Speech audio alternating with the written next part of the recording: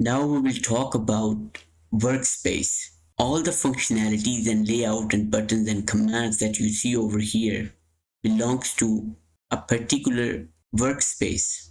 If you go to the Essential button right here, when you click on it, you can see a list of workspaces. As I am on my Essentials workspace,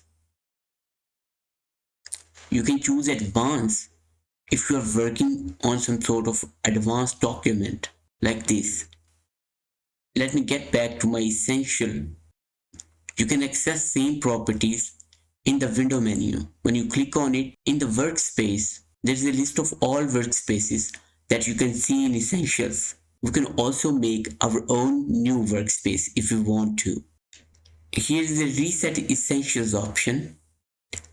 This option is helpful when we want to reset our Essentials panel or any workspace. We will continue talking about all of this in the next coming lectures. In the next lecture, we will be talking about control panels.